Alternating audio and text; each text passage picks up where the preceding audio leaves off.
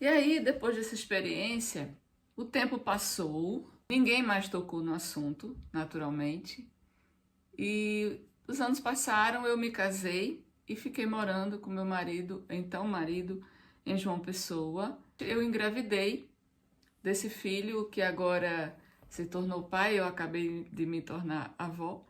Ele está com 32 anos agora, engravidei dele. E durante a minha gestação, que foi uma gravidez de risco, eu tive que ficar um tempo lá na casa da minha mãe, justamente por ser uma gravidez de risco. E eu estava deitada e sabe assim, quando você está entre cochilando e acordada? Hoje. Eu estava deitada, cochilando, mas de repente eu me vi do lado de fora da casa, eu me vi lá fora na rua, do outro lado da rua, na esquina. Do meu lado direito eu vejo que tinha alguém. Eu vi um ser, na verdade eu vi um vestido comprido até o chão, verde, e um ser que eu não via o rosto dele, porque ele era muito grande. E eu ficava focada aqui na roupa verde, porque era um tom de verde que eu nunca tinha visto, lindo. Algo me chamou a atenção na barra do vestido, na bainha. Eu lembro que eu me abaixei, peguei a barra do vestido na minha mão, assim, e eu olhei que estava todo bordado, a bainha toda bordada, coisa mais linda, gente. E eu peguei assim e olhei para o bordado e falei: ah, meu Deus, a linha é de ouro. Eu vi que o bordado tinha sido feito com uma linha de ouro. Diga aí, a minha surpresa, a linha de ouro. E eu percebi que ele sorriu, ele achou engraçado, esse ser de luz achou engraçado. E, gente, é uma sensação maravilhosa a companhia desse ser, né? Vamos chamar de anjo. Companhia é um bem-estar muito grande. É uma presença amorosa, leve e amável. E aí ele ria e falava que ia me proteger ao atravessar a rua, porque tínhamos que atravessar para ir para a rua da casa da minha mãe. E aí ele me ajudava a atravessar a rua e ia comigo andando. Aqui era o muro da casa, aqui eu e aqui do lado ele, e aqui os carros passando, entendeu? Então ele estava me protegendo aqui. E esse trajeto entre depois que eu sorri, depois que eu me espantei que eu falei da linha de ouro, ele continuou conversando, falando coisas para mim que eu não tenho lembrança do que foi que ele falou. Mas e aí até chegar no portão da casa da minha mãe. E aí, gente, eu ao mesmo tempo que eu estava prestando atenção nele, olhando para ele, eu também estava desejando que alguém da minha casa, alguém da minha família visse o que eu estava vendo. Eu queria muito que alguém visse o que eu estava vendo para o povo não dizer que eu era louca, entende? E aí ele foi conversando com aquela conversinha boa. Quando eu pedi para ele, eu falei, vamos entrar aqui comigo? Ele falou, não, essa casa aí eu não entro. Ele falou assim, que é como se fosse um território inimigo, alguma coisa assim, gente. E aí eu olhei para ele e eu olhei para o terraço da casa da minha mãe, porque eu tinha esperança que alguma irmã minha viesse no terraço para ela ver o que eu estava vendo. Só que não, só que quando eu voltei o rosto para vê-lo novamente, ele tinha sumido. Essa época foi uma época muito difícil para mim. Era muito difícil ficar lá na casa da minha mãe. Era um ambiente tóxico, uma família tóxica. Foi uma fase muito difícil de escassez financeira, de confusão na família. Então era muito difícil para mim. E eu hoje em dia interpreto que o céu permitiu que eu visse aquele ser de luz comigo, dizendo assim, você não está sozinha, entende? A questão de atravessar a rua comigo, me protegendo, foi muito simbólico, né? Em outras palavras, eu entendo assim que ele quis dizer, você não está sozinho, eu atravessarei esse momento difícil aqui com você, você não está só. Essa experiência foi muito linda, essa presença daquele ser, muita paz, muito amor, muita amabilidade. Algum tempo depois dessa experiência, o meu filho nasceu. No meio de muitas tribulações, ele nasceu. E eu e meu marido, a gente ainda esperou até ele fazer 2 aninhos. Era uma situação difícil dentro da família. E eu e o meu marido também, naturalmente, a gente não tinha paz. E aí, quando meu filho fez 2 anos de idade, a gente resolveu se mudar para o Rio de Janeiro. O meu ex-marido era de lá. A gente havia se conhecido no Rio de Janeiro e falamos, vamos fazer nossa vida lá, tentar, né, refazer a vida lá com mais paz. E nos mudamos para o Rio de Janeiro. E eu montei meu consultório e começamos a vida. Porém, depois de um tempo, passou um tempo, porque é claro que eu estou falando bem resumido, o casamento não resistiu aos ferimentos e acabamos nos divorciando. E eu fiquei morando com meu filho no bairro da Tijuca. Eu adorava aquele bairro, adorava a minha vida lá no Rio de Janeiro, sabe? E o meu consultório ficava próximo do meu apartamento, na Tijuca também, na Avenida Conde de Bonfim, principal da Tijuca. Nossa, eu era muito apaixonada. Eu ia para a Praça Sans Penha e tinha muita loja lá. A igreja que eu frequentava ficava na Tijuca, então assim, eu adorava. E a vida seguiu assim, meu filho crescendo. Durante a semana essa era a minha rotina de ir para o consultório, meu filho para a escola e no domingo eu ia para a igreja. Sempre essa era a minha rotina. Até que uns 5 anos depois que eu estava no Rio de Janeiro, eu continuava sentindo aquele vazio, continuava sentindo aquela tristeza, sabe? Dos meus sonhos que eu não tinha realizado, tinha falido no casamento. E eu sentia ainda um vazio, uma falta de... uma incerteza existencial. Uma tristeza ainda me perseguia ainda, né? E aí um belo dia eu falei, gente, eu tô tão triste, isso tem que ter uma resposta, tem que ter uma explicação para essa tristeza toda. E aí eu falei, já sei o que é que eu vou fazer, vou pedir a Deus para falar comigo. Eu falei, eu vou pedir para Deus falar comigo, para me orientar, me dizer por que eu tô assim, né? Porque eu sinto isso, essa tristeza. Lendo o livro de Daniel, eu encontrei onde ele fala sobre o jejum de 21 dias. Eu falei, já sei o que é que eu vou fazer. Vou pedir a Deus para falar comigo, para eu entender o que é que eu tenho que fazer, para essa tristeza passar. E aí eu falei assim para Deus, eu vou fazer um jejum de 21 dias, vou ficar sem tomar o café da manhã por 21 dias, porque eu quero que o Senhor fale comigo. Agora, eu não quero que o Senhor fale comigo, não use nem pregação, nem mensagem de pastor, nem use louvor, nem use música. Não, eu quero que o Senhor fale comigo aqui, diretamente no meu ouvido, gente. Vou lhe dizer uma coisa. Cuidado quando você quiser pedir para o céu, para a espiritualidade, para Deus, para o seu anjo da guarda, para o seu mentor falar com você. Cuidado, porque ele vai falar, certo? O céu, o invisível, vai falar com você. Porém, pode ser que seja algo que você não queira ouvir, como foi comigo. Pode ser que seja o contrário daquilo que você gostaria de ouvir, certo? E aí, eu pedi, né? Pedi e me preparei para o jejum. No dia seguinte, foi o primeiro dia do meu jejum, não tomei café da manhã, fui trabalhar normalmente. Quando eu cheguei em casa à noite, meu filho tinha ido para a casa do meu ex-marido, do pai dele, porque era férias, e eu estava sozinha no apartamento. Eu já tinha, não liguei a TV, porque eu estava em jejum, eu queria ficar totalmente concentrada nessa comunicação, li a Bíblia, fiz minhas orações, e aí, gente, no outro quarto tinha roupa acumulada para passar. Eu falei, vou passar roupa. Montei a tábua de passar. Quando eu peguei o ferro de engomar, que eu fiz assim, gente, eu ouvi aqui exatamente como eu pedi, eu ouvi: volte para sua terra e para a casa dos seus pais.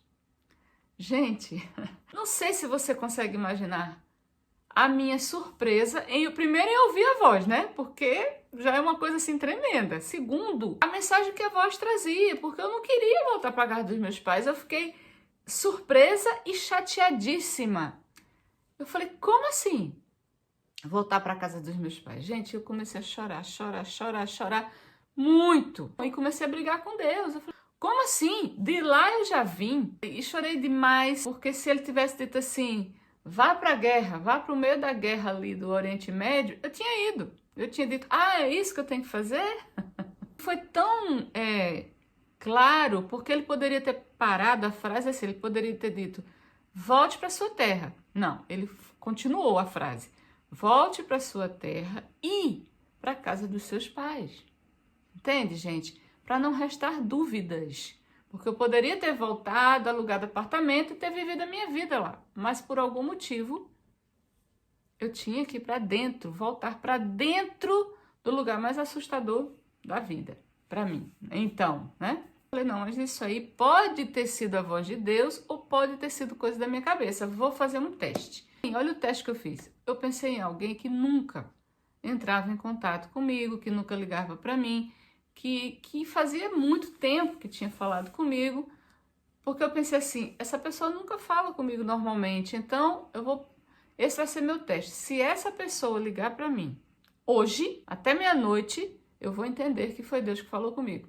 Se não, eu vou entender que foi Deus. Eu fiz um teste de algo que eu achava impossível. E aí, o telefone tocou, na época era telefone fixo, e era essa pessoa no telefone. Eu estava tão emocionada que eu expliquei tudo para essa pessoa que tinha acontecido, contei a história toda, e essa pessoa, calma, se acalme, ligue para sua mãe, diga que você está pensando em voltar para lá, depois ligue para mim para dizer se você se acalmou.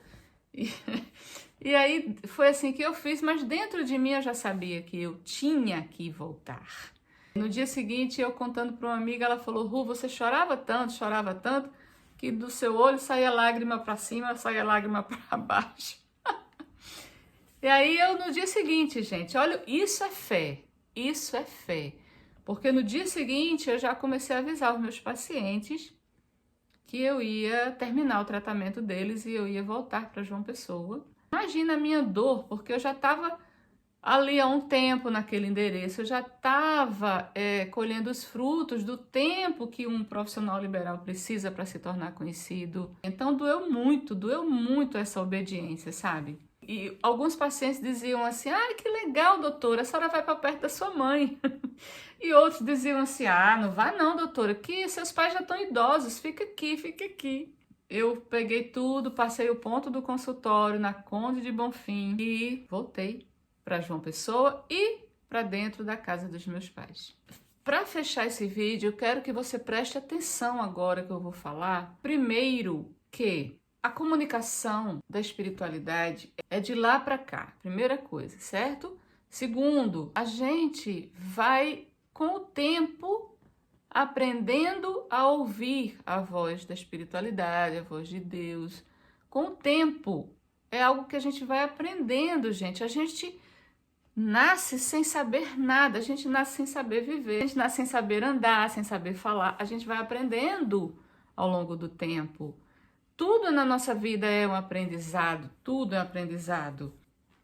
E outra coisa, a comunicação, ela se dá, você veja que foi em épocas diferentes da minha vida. Ora no Rio de Janeiro, ora em João Pessoa, ora aqui, não é verdade? Então,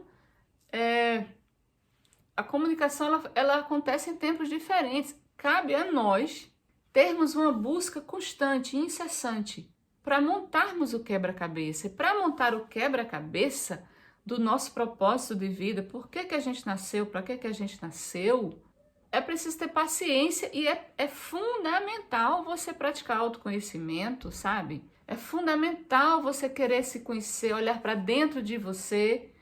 É fundamental você buscar contato com a sua essência, contato com você mesmo e contato com a espiritualidade, porque hoje em dia se fala muito no eu superior, em criança interior e eu superior, são dois termos muito usados hoje em dia. Tudo isso é para falar sobre a necessidade da gente olhar para dentro da gente, a necessidade de você ser curioso bastante para perguntar o tempo todo por que eu nasci, para que eu nasci, o que eu estou fazendo aqui, o que foram aquelas perguntas que eu fiz quando eu tinha 16 anos, que eu tive a minha primeira experiência com o mundo espiritual, que eu lembre, que eu tive a minha EQM. Então, é preciso que você seja curioso a respeito da sua vida, do seu propósito, por que você nasceu, sabe? Primeiro, agradeça a Deus, está vivendo na época da internet. O surgimento da internet já é uma ação da espiritualidade. Óbvio que é assim, é como se lá em cima, na diretoria do céu, eles tivessem decidido, agora é hora de derramar conhecimento sobre o povo da terra. Vamos fazê-los conhecer o Wi-Fi, entendeu? E o Wi-Fi foi criado aqui na Holanda por um holandês, isso é muito legal. Então assim, gente, nada é acaso na sua vida, nada é por acaso. Repetindo, a comunicação começa de lá, deles. Segundo, é preciso às vezes que passem anos para a gente entender o recado deles. Não é assim, vou perguntar a Deus por que eu estou sofrendo e ele vai mandar um WhatsApp dizendo tudo. Não. É algo que acontece ao longo do tempo, porque Deus quer que a gente se desenvolva as nossas emoções, se cure das emoções, sabe? Se trate.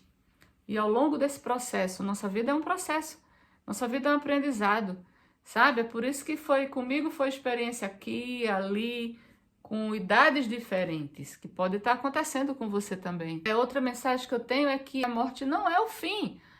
Essa vida aqui é uma escola, pronto.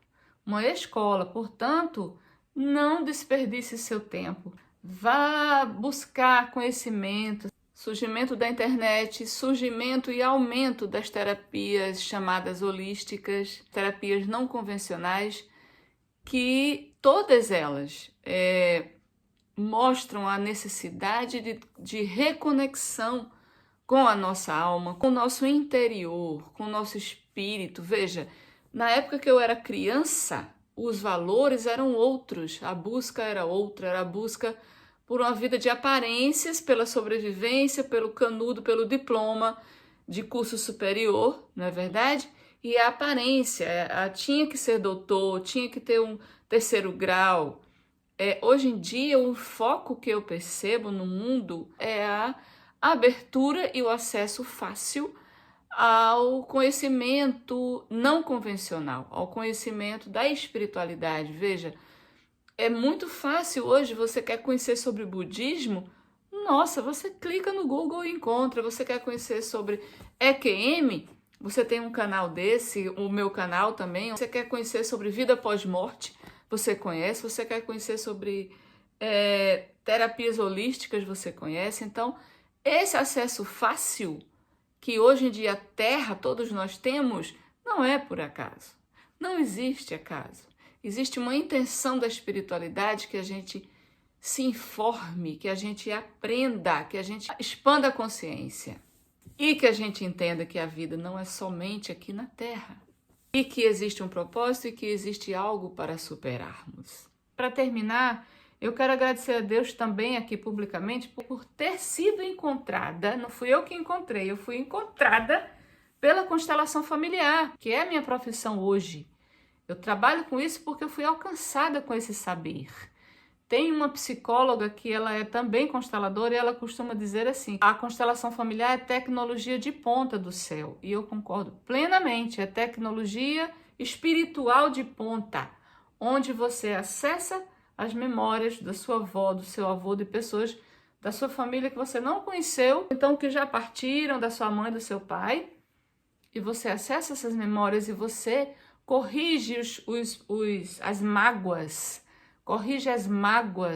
entende? Você começa a viver de uma forma apaziguada.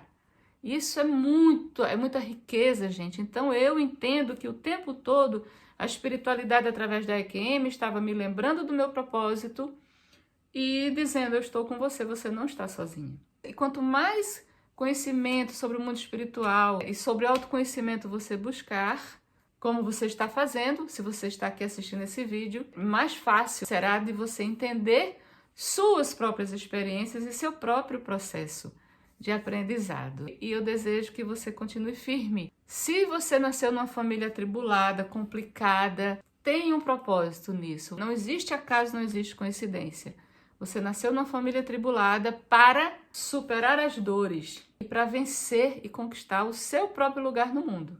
O comando que eu recebia era: volte para sua terra e para a casa dos seus pais, que é um princípio básico da constelação familiar, que diz assim que a gente só pode avançar para o futuro, a gente só pode ter paz se e quando a gente apaziguar nosso relacionamento com pai e mãe, entende, gente? Então, assim, não existe acaso. A comunicação deles, você vai entender de acordo com a consciência que você tem. Parabéns por você ter escolhido esse canal aqui, parabéns por você ter escolhido assuntos que expandem a sua consciência, porque esse é o caminho. E eu encerro com, mais uma vez, agradecendo ao Neverton a oportunidade rica de compartilhar minha experiência de quase morte e minha experiência com o céu aqui nesse canal. Parabéns, Neverton, por sua iniciativa. Depois que eu escrevi tudo que eu lembrava com detalhes, isso aqui já o ano passado, aqui na Holanda, eu sentei aqui nesse mesmo sofá e eu fiquei pensando em tudo que eu tinha escrito e perguntei a mim mesma, falei, por que será? No meu pensamento, tá? Perguntei assim, por que será que eu tive uma EQM no banheiro? Por que será? Imediatamente a resposta veio no meu pensamento. Porque era no banheiro que você chorava.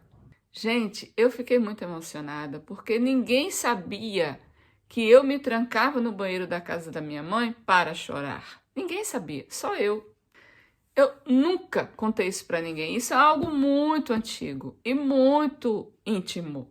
Eu me trancava no banheiro quando eu era adolescente e eu ligava o chuveiro para as pessoas pensarem que eu estava tomando banho, porque se eu fosse chorar no quarto, alguém podia entrar, ver, e eu não queria que ninguém me visse chorando para não ter perguntas. Sempre senti muita tristeza. O recurso que eu tinha naquela época, trancar a porta do banheiro, era o único lugar com privacidade naquela casa.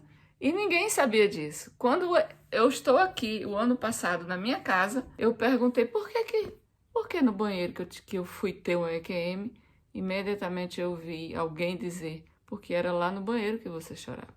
Por que eu estou contando isso assim, e até repetindo? Para você entender que a gente não está só. Todos os momentos da nossa vida estão sendo acompanhados. Tudo que a gente vive, pensa, experimenta, fala, sente, tudo está sendo registrado de perto, estamos sendo acompanhados de perto.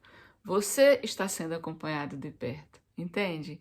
Esse vídeo, esse momento que eu estou gravando esse vídeo, está sendo acompanhado de perto. Caso você tenha perdido alguém muito querido, esse alguém está em um lugar bom. E essa separação é temporária.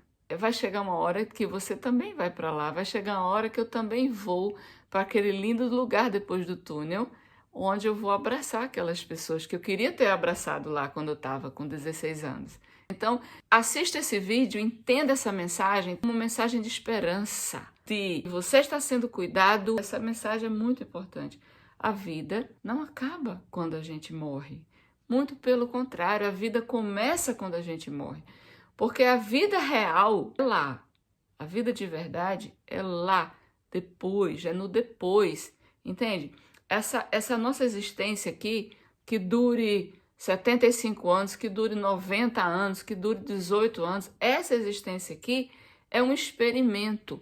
Nossa vida aqui é uma escola. Todos nós estamos numa salinha de aula. É essa a mensagem. Por favor, enche o seu coração de esperança e acredite nisso. Esse corpo aqui, gente, é um invólucro. Esse corpo aqui é como essa roupa que a gente usa. A parte que dura, a parte eterna, a parte duradoura da nossa existência, não é aqui, é lá.